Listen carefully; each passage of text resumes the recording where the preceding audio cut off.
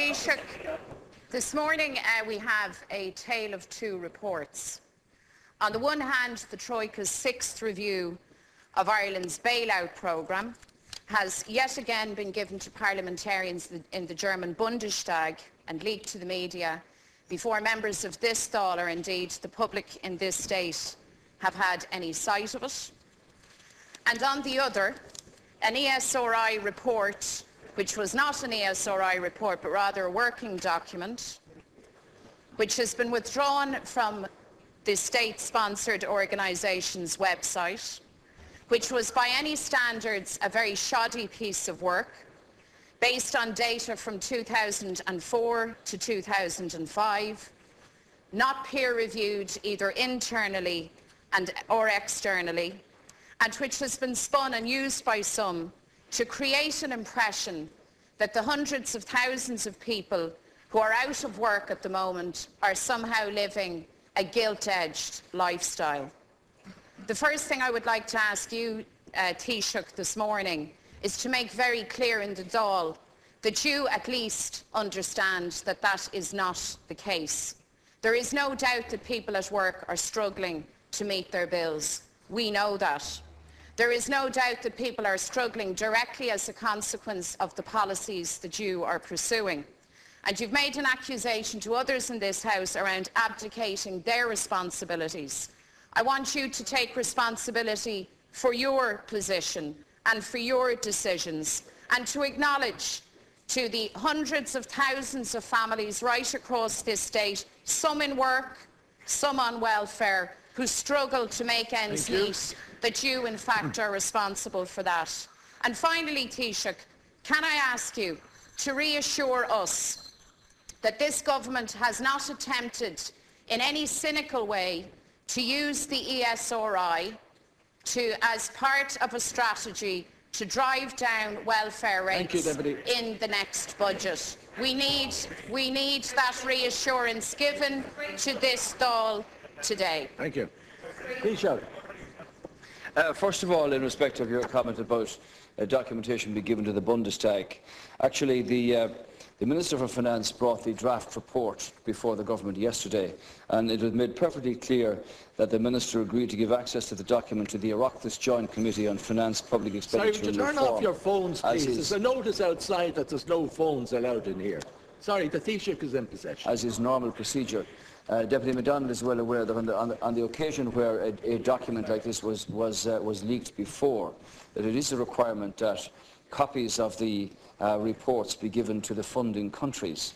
And arising from that leak on the last occasion from the European Commission, the government made it clear that the reports in future would be given simultaneously to the Oireachtas Joint Committee on Finance, Public Expenditure and Reform, and that the reports would remain confidential until they were signed off on completely. I just want you to understand that it's not a case of taking particular documents and giving them to particular international committees. That matter was rectified on the last occasion after that leak. Secondly, let me say to you in respect of the comments in regard to the ESRI document and comments this morning. This is an independent organisation. I could not stand over, and I would not stand over, any contact from government to an independent organisation to say you must withdraw or take down any particular documentation. Why should I? This is the most important element of what it is that we have as a society, how we follow government decisions and make government decisions to create employment and opportunities for our people. Of course, Deputy MacDonald, I recognise that many people in this country are struggling. Of course I understand the despair that some people feel and empathise with them in their frustration that the scale of jobs and expectations that they have for themselves and their families are not being delivered as fast as we would like. And I recognise, of course, that people in negative equity or who have sons and daughters who've gone to America, to Australia, or to Britain, or wherever, are all struggling. There's no question about that. And clearly, from all the evidence around us, they're struggling in Greece and Cyprus and Spain, and worried in a lot of other countries also. This government will accept its responsibility, Deputy MacDonald, for the decisions that it makes.